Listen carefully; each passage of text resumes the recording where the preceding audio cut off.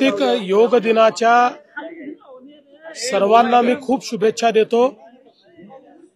योग विद्या जी आपली प्राचीन संस्कृती आहे, जी आपली जीवन पद्धती आहे, ती योग विद्या, ती योग आणि आसनं ही जगभरात पोहोचवण्याचं काम माननीय प्रधानमंत्री नरेंद्र मोदीजींनी केलं आणि आज जगाच्या सर्व देशांमध्ये योग दिवसाच्या निमित्ताने योग आसनाचं काम किंवा योगासन करण्याचा प्रयत्न त्या ठिकाणचे लोक करत आहेत।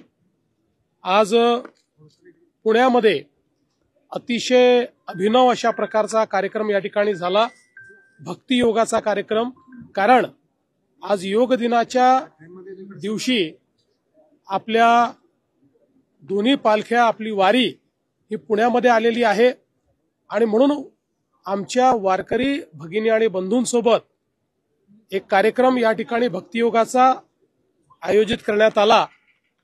राज्याचे उच्च व तंत्र शिक्षण मंत्री चंद्रकांत दादा पाटील, राजेशजी पांडे आणि सावित्रीबाई फुले पुणे विद्यापीठाच्या माध्यमातून सर्व ज्या दिंड्या आहेत त्यांच्या मुक्कामाच्या ठिकाणी आणि त्यासोबत 700 महाविद्यालयांमध्ये एकाच वेळी हा योग दिवस साजरा करण्यात आला आणि आम्ही सगळ्यांनी एकत्रितपणे योग आसनं केली।